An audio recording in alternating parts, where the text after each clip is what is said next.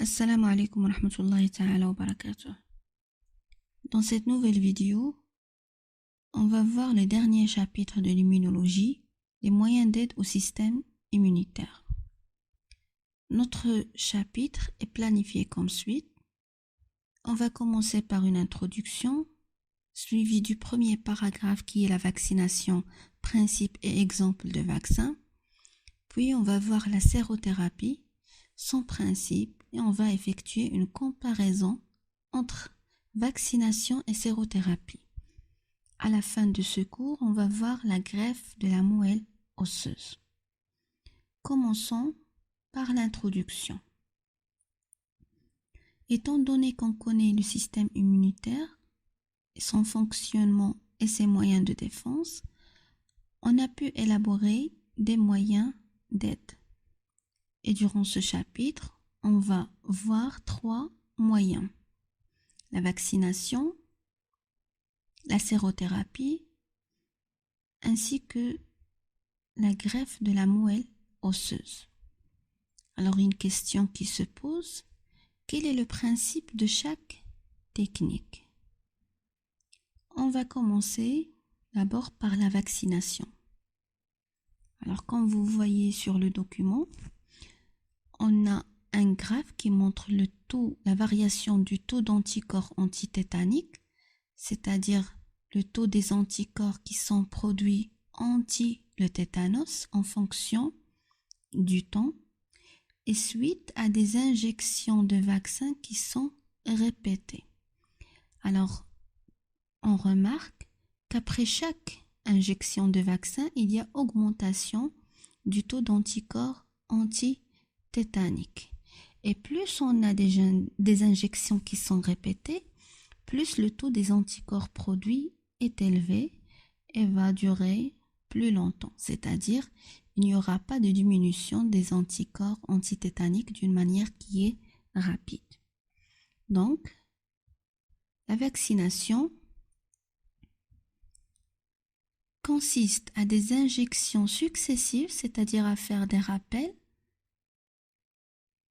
On va injecter de l'antigène qui est atténué ou bien affaibli, c'est-à-dire soit un virus affaibli ou bien une bactérie affaiblie. Et en réponse, l'organisme il va développer une immunité. Donc il y aura production des lymphocytes qui sont spécifiques. Et à ce moment-là, il y aura une mise en mémoire de l'antigène qui a déclenché la réponse immunitaire. C'est-à-dire le système immunitaire, il va produire des lymphocytes qui sont mémoire. Ces lymphocytes mémoire vont pouvoir mémoriser l'antigène.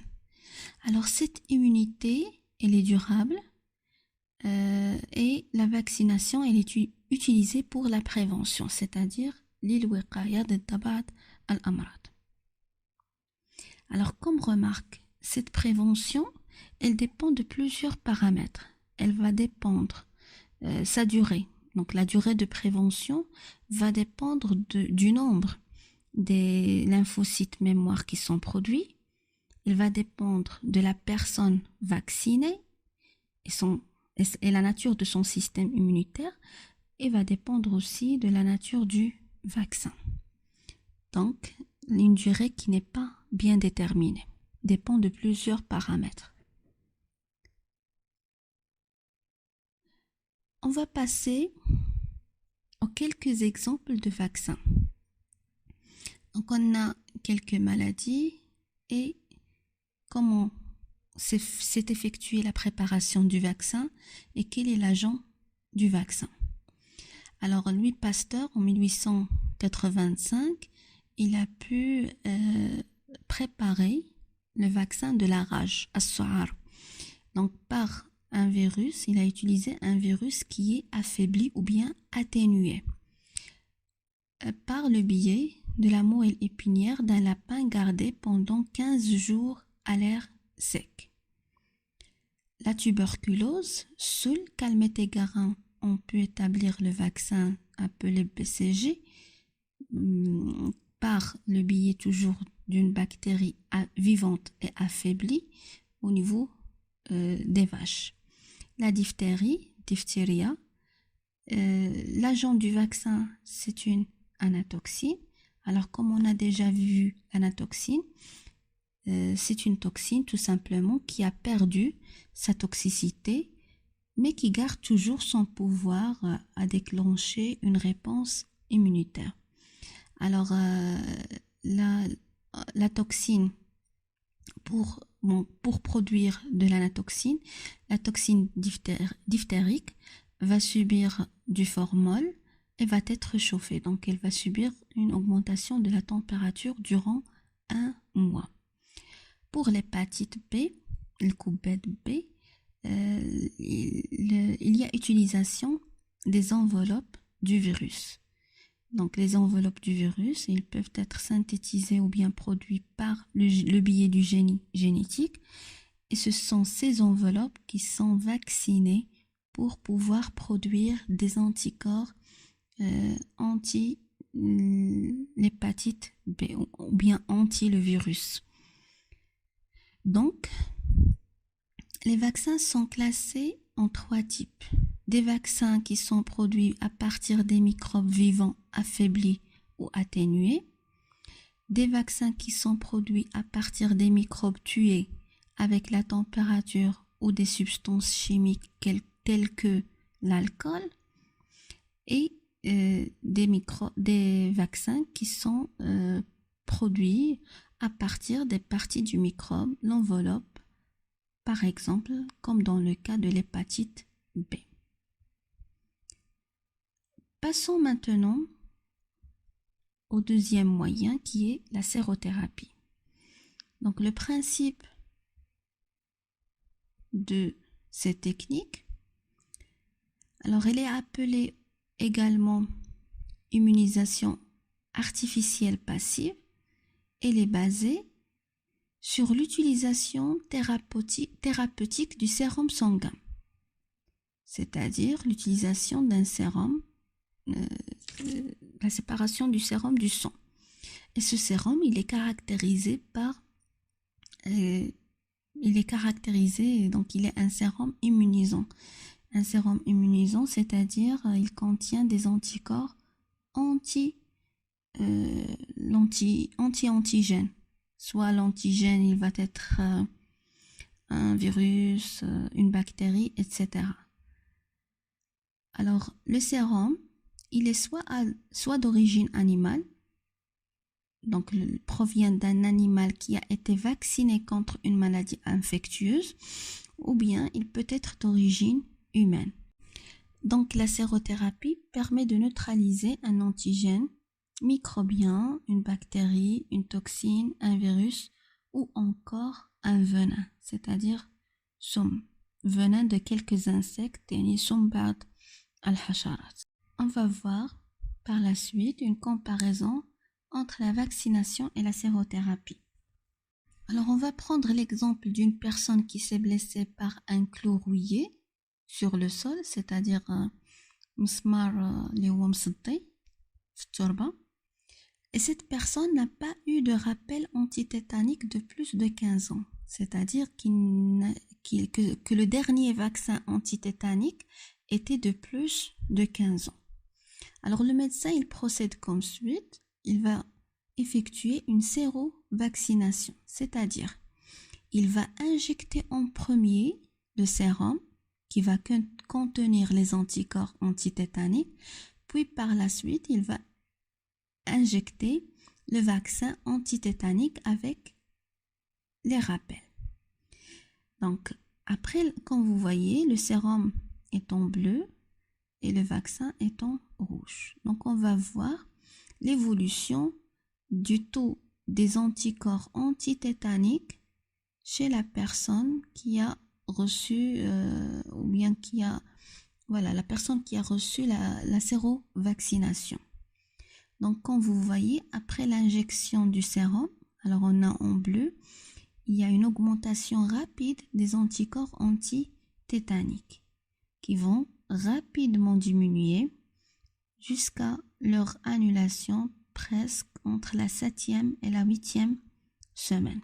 Après l'injection du vaccin, pour la première fois, les anticorps antitétaniques ne vont pas apparaître jusqu'à après une semaine de l'injection. Et par la suite, on aura une augmentation du taux de ces anticorps progressivement. Alors, comme vous voyez, il va y avoir le début d'une diminution, mais vient le deuxième vaccin ou bien le deuxième rappel qui va augmenter davantage la quantité des anticorps anti-tétaniques. Donc, il s'est effectué, dans ce cas-là, il y a 3 rappels du vaccin. Alors, comme vous voyez, on a une quantité qui dépasse 10 unités internationales dans le plasma. Donc, en cas d'urgence, on remarque qu'il y a une complémentarité entre la vaccination et la sérothérapie. Alors, la sérothérapie, elle va permettre de transférer l'immunité, et ceci dans le but d'éliminer rapidement l'antigène, alors que la vaccination, elle va garantir une immunité qui est durable. Donc, elle est conçue pour la prévention. La sérothérapie permet le transfert de l'immunité, mais qui n'est pas durable. Donc, de préférence, en cas d'urgence, effectuer la sérothérapie et la vaccination en même temps. Le sérum, il permet l'élimination immédiate de l'antigène grâce à la présence des antigènes, grâce à la présence des anticorps, alors que la vaccination induit la production des anticorps qui déterminent ce que le sérum a déjà commencé, ce qui permet au corps de garantir une immunité. Le tableau suivant va nous montrer la différence entre la vaccination et la sérothérapie.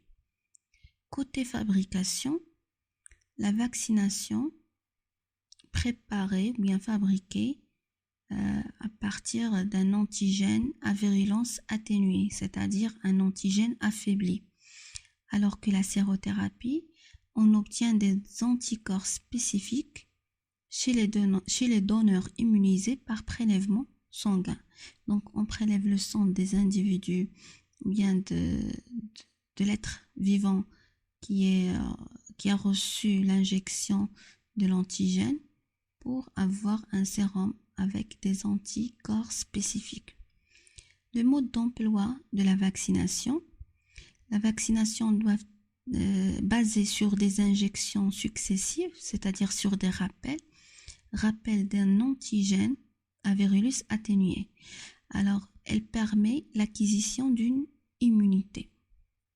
Alors que la sérothérapie, elle se base sur l'injection intramusculaire massive d'anticorps sous forme de sérum. Alors, la sérothérapie, elle permet le transfert d'une immunité. Pour le mode d'action et l'efficacité, donc pour le mode d'action, la vaccination, elle va constituer une mémoire immunitaire. Donc, la prochaine fois où le même antigène va pénétrer, il y aura une réponse qui est rapide et efficace. Donc, la vaccination est utilisée pour la prévention, prévenir l'entrée prochaine ou la deuxième entrée du même antigène. Alors que la sérothérapie, elle permet la neutralisation. Donc, les anticorps contenus dans le sérum vont se fixer sur l'antigène et neutraliser ces antigènes. Donc, la sérothérapie est utilisée pour le traitement. للعلاج بينما la vaccination للوقاية. Pour l'efficacité du traitement, la vaccination, elle va durer plusieurs années. Comme on a vu que le taux des anticorps va rester élevé pendant plusieurs années. Alors que la sérothérapie, elle va durer quelques semaines. Comme on a vu que les taux des anticorps ils vont diminuer rapidement. Je vous remercie pour votre attention et la prochaine vidéo il comportera la greffe de la moelle osseuse.